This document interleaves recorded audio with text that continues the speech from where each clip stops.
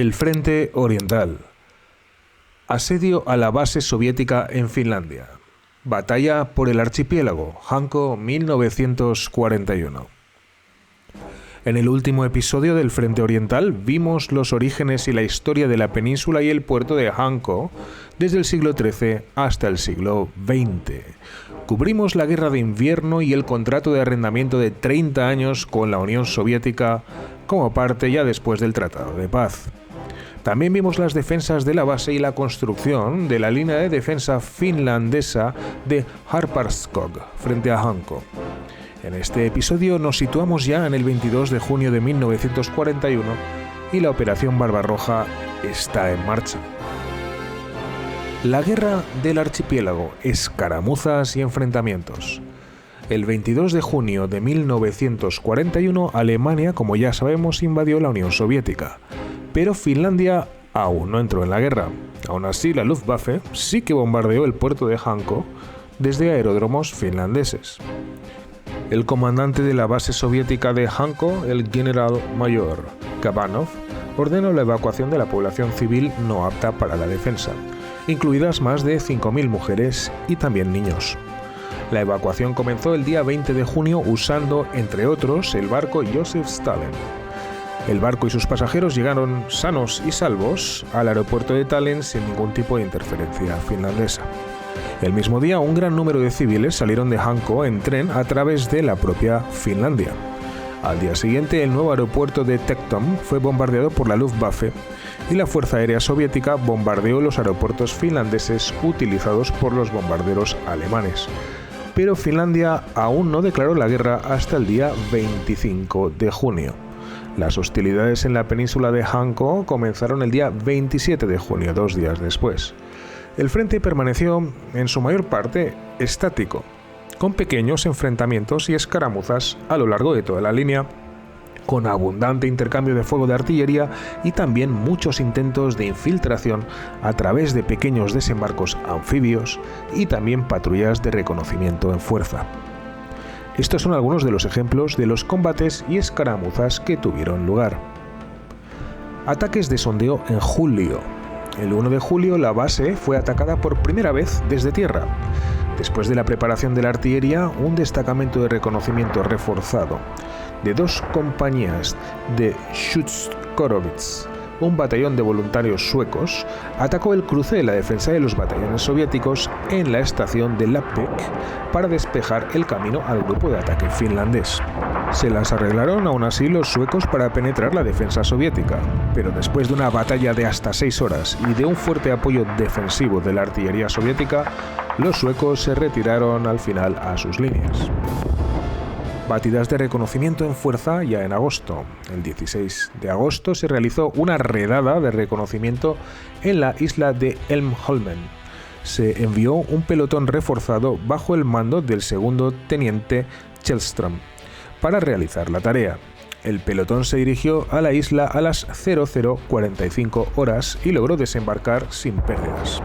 El pelotón ruso que defendía la isla se vio obligado a retroceder y se retiró a su refugio. Sin embargo, logró mantener su posición en el extremo sur de la isla. Más tarde, después de recibir refuerzos y también de apoyo de artillería pesada desde Hanko, los finlandeses finalmente se retiraron. Burlas en el cerco de Hanko. Relato de Adolf Molnar, del lado finlandés. Y cito: el enemigo comienza a despertarse. Se pueden escuchar muchos golpes desde sus líneas. Suena como si estuviesen clavando postes en el suelo. Los rusos también están charlando entre ellos. A veces podemos escuchar vehículos circulando por la calzada.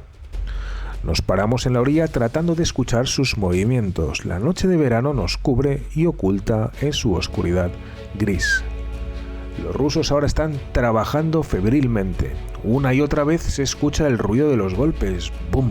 ¡Bum! También el lado finlandés cobra vida ahora. Podemos escuchar silbidos y sonidos agudos. Se puede ver una explosión amarilla en el extremo norte de Bengtsfjord. La primera bomba cae allí. Una y otra vez se escucha el ruido de los obuses. Los rusos permanecen ahora en silencio. No se escucha ni una palabra desde sus líneas. El tiroteo se detiene al fin. Los rusos reanudan su trabajo, pero una y otra vez reciben bombas para interrumpirlos y molestarlos. observamos que pasa con mucha anticipación. Podemos ver un destello como de los fuegos artificiales, cuando un proyectil golpea el suelo, pero muchas bombas se quedan cortas y terminan cayendo en el agua. Ahora la artillería enemiga también se anima y comienza a enviar sus paquetes al lado finlandés. Pronto comienza un feroz duelo de artillería. En el lado de Bromarv podemos ver cómo dispara la artillería finlandesa, ya que se ve fácilmente el fogonazo del primer disparo. Es como un rayo. Los finlandeses ahora disparan con pesados paquetes desde Bromarv. Los disparos emiten un ruido sordo y el impacto de los proyectiles es mucho más fuerte y el remolino de polvo se levanta mucho más alto. Así se inicia un incendio en la isla. Ahora las posiciones finlandesas en Bromarv cambian su objetivo al lado de Hanko y los rusos devuelven el fuego. Así que nos complace informar que hay combate activo de artillería en el frente de Hanko. Y termina así la cita. Como la línea de frente no se movía demasiado en el área de Hanko, la artillería disparaba constantemente. La artillería finlandesa actuaba todos los días, tratando de ablandar a los rusos para que se rindieran al final. Una buena descripción de la situación es que las baterías finlandesas recibían una cantidad mínima de proyectiles que tenían que disparar como mínimo cada día al lado soviético, y que era al menos de 150 proyectiles por día. Solo el 6 de octubre se relajaron estos requisitos y la artillería solo pudo disparar a los objetivos que mostrasen, eso sí, una actividad clara en el lado ruso. Pero a partir del 23 de noviembre de 1941, la artillería podía disparar otra vez las 24 horas del día a cualquier objetivo que considerase importante. La situación era muy diferente a la de la guerra de invierno, cuando la artillería finlandesa no podía disparar con eficacia debido a la acuciante escasez de municiones.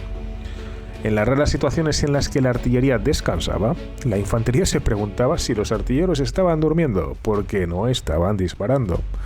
La cooperación entre la infantería finlandesa y la artillería era realmente mala, y la infantería realmente no entendía el propósito de la artillería. A veces, incluso cortaban los cables de la artillería sin saberlo. La artillería rusa también disparó fuerte y efectivamente, incluso cuando las baterías finlandesas cambiaban de posición con mucha frecuencia. La artillería rusa generalmente ajustaba su fuego rápidamente y nuevamente las baterías finlandesas se encontraban bajo el fuego ruso. La columna vertebral de la artillería rusa eran los cañones ferroviarios de 305 mm de la 9ª batería. Estas enormes armas dispararon 591 proyectiles en total. El escuadrón sexto finlandés dirige fuego de artillería. Día 4 de noviembre de 1941. Hubo una charla con el comandante de artillería del grupo de Hanko, el mayor o comandante Bahatupa, sobre las posibilidades de dirigir el fuego de artillería desde el aire. Esto fue especialmente importante para lograr que la artillería finlandesa golpease el puerto de Hanko, donde su observación terrestre ordinaria y el control de fuego no podían ver. El día 4 de noviembre del 41 entró en acción el escuadrón. Habían acordado con la artillería que se utilizarían ciertos códigos y que en caso de que los cazas enemigos y los cañones antiaéreos intentasen derribar los aviones de control de fuego o de tiro, la artillería también dispararía al aeródromo de Tectum y a los cañones antiaéreos. La misión de control de fuego real se realizó a una altitud de 3.000 a 4.000 metros en el área suroeste del Cabo de Hanko y desde la dirección del Sol. La comunicación se realizó desde el avión a la estación de radio y de allí a través de las líneas telefónicas a las posiciones de artillería. El teniente Euramo realizó con éxito la misión real de control de tiro y los cazas enemigos no intentaron en esta ocasión derribar su avión. Un edificio de almacenamiento cerca del puerto de Hanko recibió un impacto directo y estalló un gran incendio. La información recibida posteriormente de los prisioneros de guerra indicó que el fuego había destruido hasta 30 toneladas de combustible. Dirigir así el fuego de artillería desde un avión monoplaza había demostrado ser un éxito en su primer intento y el escuadrón de Hanko estaba, con razón, muy satisfecho. Cita del comandante de la sección de Hanko, capitán Kullervo Lahtela. Acorazados costeros finlandeses bombardean Hanko. Los días 4, 12 y 16 de julio y también el 2 de septiembre de 1941, la flota así llamada Armadillo o acorazada finlandesa atacó el puerto de Hanko. Los objetivos fueron los almacenes de la fábrica de dinamita, el aeródromo y las baterías de artillería ferroviaria. Tras el bombardeo, los barcos se trasladaron al archipiélago de Åland. Estos barcos eran el Väinämöinen y el Ilmarinen, que fueron atacados a su vez por bombarderos en picados soviéticos y también por bombarderos SB en Högsäär. El resultado fue un bombardero soviético destruido y daños leves en Ilmarinen, con 3 marineros finlandeses muertos y hasta 12 heridos. Tanto el Väinämöinen como el Ilmarinen eran acorazados de defensa costera o un arma de los pobres, diseñados para protegerse contra cualquier enemigo potencial con una flota obviamente superior. En Finlandia fueron una adición muy valiosa, combinando armamento pesado y blindaje de armadillo con un coste relativamente bajo y una complejidad también bastante baja en la tecnología de construcción. El comandante de la base soviética, el general-mayor Kabanov, describió una de las acciones de los acorazados finlandeses con estas palabras que cito: "De repente, a 500 metros de distancia, con un estruendo terrible y un destello de fuego, una casa de 2 pisos se derrumbó y se disgregó. El primer piso era de piedra, el segundo de madera. Antes había una casa y en su lugar se levantó una enorme nube de humo. Del cielo cayeron piedras, arena, tablas y troncos. Solo un momento después escuché el silbido de un proyectil volador. Los proyectiles continuaron cayendo, adentrándose más y más en la ciudad. Una segunda casa explotó, una tercera y una cuarta que se incendió. En unos 15 minutos estallaron al menos 30 o 40 proyectiles de gran calibre". Y cierra así la cita. Los ataques adicionales y esporádicos continuaron los meses siguientes, pero sin un efecto sustancial ni decisivo para ninguno de los dos lados. Operaciones aéreas. Después de los primeros días de la guerra, la actividad aérea en Hanko fue bastante tranquila, la verdad. La mayoría de las acciones en ese momento consistían solo en misiones de reconocimiento.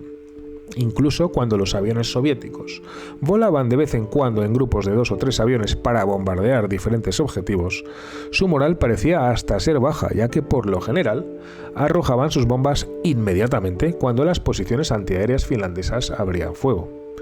Los aparatos finlandeses en la zona eran bastante obsoletos y consistían principalmente en bombarderos SB-2 que habían sido capturados precisamente a los soviéticos durante la Guerra de Invierno, y además también habían cazas Buffalo Brewster en el área del Cabo de Hanko y un escuadrón de Curtiss 75 Hawks se trasladó en octubre de 1941 al aeródromo de Nummela, que era el principal aeródromo del frente de Hanko. Los bombarderos SB-2 se trasladaron en septiembre al aeródromo de Malmi. Informe de combate aéreo finlandés, día 5 de noviembre de 1941. Desde las 13:45 hasta las 15:00 horas, 4 aviones Curtiss realizaron una misión de vigilancia en el transcurso de un combate aéreo en el lado este del Cabo de Hanko contra 6 cazas enemigos del tipo Ilyushin 16 e Ilyushin 153. Uno de los aviones soviéticos fue derribado y otro fue visto dañado soltando humo mientras se dirigía de vuelta al aeródromo. Uno de nuestros aviones fue derribado y hundido en el mar. Se trataba del Curtiss 567, pilotado por el subteniente Lakio. Intentamos atraer después a los aviones enemigos para que despegasen de su aeródromo y volasen hacia el lado este del Cabo Hanko. El clima y la visibilidad eran tan malos que era inútil ir allí. Giramos al norte del Cabo Hanko y terminamos en el lado sudeste del cabo, donde la capa de nubes estaba a 1500 metros. En 700 metros había cirrostratos. Estábamos a punto de regresar a casa cuando una estación de radio nos informó que 3 aviones enemigos habían despegado y se dirigían hacia nosotros. Vi esos 3 aviones Ilyushin 16 debajo de nosotros en dirección a Hanko. Di la orden de atacar y me volví contra los aviones enemigos desde una altura mayor y detrás de ellos. Otros me siguieron. En ese momento vi otros 2 aviones enemigos del tipo Ilyushin 16 y los ataqué. Los otros 3 aviones enemigos ahora tenían tiempo de alcanzar una altitud mayor y alcanzaron el borde de la capa de nubes. Debido a nuestro ataque anterior y debido a las nubes, no pudimos obtener una posición de ataque favorable sobre ellos. Así comenzó una pelea indecisiva en la que los aviones daban vueltas entre sí a la misma altura. Y cierro cita. Comandante de la sección de Hanko, capitán Kullervo-Lahtela. La batalla de la propaganda. Dado que la línea del frente en Hanko no cambió en la práctica todo el tiempo desde el comienzo de la guerra hasta la evacuación soviética de la base, la guerra psicológica se convirtió en un factor importante para ambos bandos. En el lado finlandés, el grupo Hanko contenía una oficina de propaganda y cada una de las secciones tenía su propio oficial o suboficial de propaganda. Los finlandeses utilizaron artillería y aviones para distribuir folletos de propaganda al lado soviético. Estos fueron lanzados casi todos los días a través de la línea del frente. Las formas más creativas de distribuir estos folletos se vieron en las numerosas islas que formaban parte del frente de Hanko. Aquí los folletos se enviaron, por ejemplo, en mensajes en botella y balsas e incluso a través de las flechas. Se enviaron más de 1,5 millones de folletos de propaganda al lado soviético. A los soldados del Ejército Rojo se les prohibió terminantemente recoger y leer estos folletos. El castigo por recoger estos folletos era la muerte. Sin embargo, muchos de los soldados del Ejército Rojo leían los folletos cuando no había comisarios políticos alrededor, como se puede observar con bastante claridad desde el lado finlandés. Cuando a algunos de los soldados del Ejército Rojo capturados se les dieron folletos de propaganda finlandeses, estos dijeron que el texto en ruso y en ucraniano era comprensible y los textos eran en su mayor parte más o menos interesantes. Por lo general, la respuesta del lado ruso a estos folletos de propaganda era, como no, un bombardeo de artillería pesada a las líneas finlandesas. También se utilizaron altavoces que enviaron más de 100 transmisiones durante el sitio. Los soviéticos también utilizaron propaganda y folletos. A los soldados finlandeses se les permitió, eso sí, leer estos folletos, y muchos de los soldados los recogieron como recuerdo. Algunos de los diarios de guerra de las diferentes unidades finlandesas que estaban ubicadas en el frente de Hanko contienen ejemplos de los folletos de propaganda soviética que se han conservado. También se utilizaron altavoces soviéticos, tocaban música de balalaika y luego venían los discursos de los comisarios políticos. A veces también había un poco de humor en estas transmisiones de propaganda soviética. En el otoño de 1941, en la sección de Bromarv, los soviéticos utilizaron altavoces después de que la artillería finlandesa hubiese disparado, para transmitir el siguiente mensaje. No disparen, bandidos blancos, no disparen o recibirán 10 veces de vuelta. Otro incidente humorístico ocurrió cuando una encantadora voz femenina anunció desde el lado soviético que, y cito, a continuación el programa contiene fuego de artillería desde Hanko, después de lo cual un fuerte bombardeo barrió las posiciones finlandesas. Después de este aluvión salvaje de obuses, una melódica y pacífica música de balalaika sonó por los altavoces. La Internacional también se reprodujo muchas veces desde los altavoces soviéticos y se pronunciaron discursos que remarcaban la actitud negativa que los Estados Unidos de Norteamérica tenían hacia Finlandia. Las batallas de Morgonlandet, Horsa y Hästa. La isla de Morgonlandet se encuentra a 12 kilómetros al suroeste de Hankoniemi. La isla no es grande, pero está ubicada en un lugar estratégicamente importante en relación con la base de Hanko. Este hecho probablemente fue pasado por alto por los rusos cuando se trazaron las fronteras después del final de la Guerra de Invierno. Los soviéticos dispararon sobre la isla con artillería el día 25 de junio del 41 y destruyeron completamente la torre finlandesa de observación. 6 soldados finlandeses se rindieron al fuerte grupo de desembarco soviético de 300 marines y los soviéticos obtuvieron la victoria. Al igual que en la isla de Morgonlandet, los soviéticos capturaron las islas de Horsa y Hästa para mejorar su defensa, pero en Hästa tuvieron bajas ya que la presencia finlandesa era más fuerte y estaban más preparados. Hasta 40 infantes de marina soviéticos murieron en el ataque. El capitán Boris Mitrofanovich Granin lideró un destacamento llamado Los Hijos del Capitán Granin, de guardias fronterizos que capturaron hasta 19 islas finlandesas para ampliar así el perímetro de defensa y hacer más difícil su contención.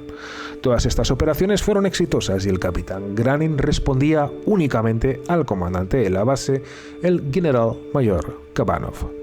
La batalla principal, eso sí, durante el asedio la veremos al detalle en el próximo episodio. Nos vemos entonces. Muchas gracias como siempre por estar ahí.